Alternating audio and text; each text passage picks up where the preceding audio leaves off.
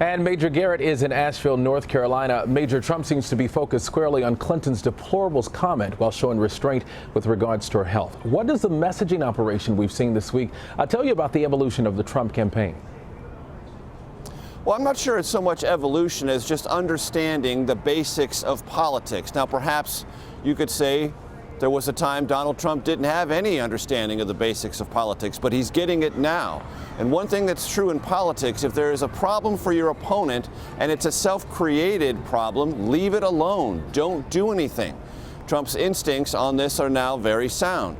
All he says about Hillary Clinton is, I hope there's more information, hope she gets well, hope I see her back on the campaign trail, look forward to seeing her at the debates. All of that is, by Trump standards, very gentle, gentlemanly, but also politically savvy.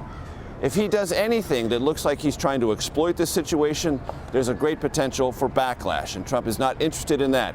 He's learned the hard way the dangers of backlash in a general election campaign. What happens? You lose ground in the polls. You have to spend weeks regaining that ground, which Trump has now done in the last 3 or 4 weeks with a much more disciplined messaging operation.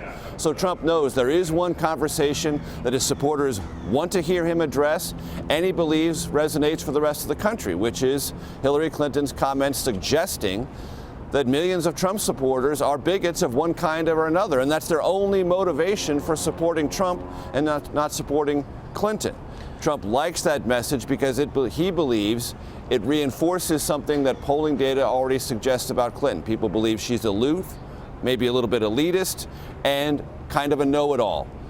With all those comments that Clinton made herself, Trump is now leveraging that against her, focusing solely on that and not taking any risks by bringing up her health crisis, which he already knows has become a legitimate issue in this campaign. Major, we also saw in your piece Mike Pence taking a pass on calling David Duke a deplorable. Has the campaign offered up any explanation or clarification, or are they going to let that exchange sort of speak for itself?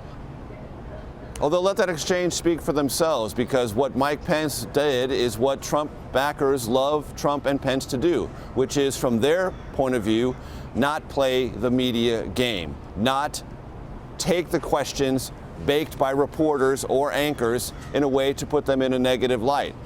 They don't play that game. Pence doesn't, Trump does it, and they use their own mechanisms to answer questions their own way. Now, whether that's sufficient for others, we don't know. But for Trump supporters, that's exactly what they want to hear. And one quick other point, DeMarco, about the health issue for Trump.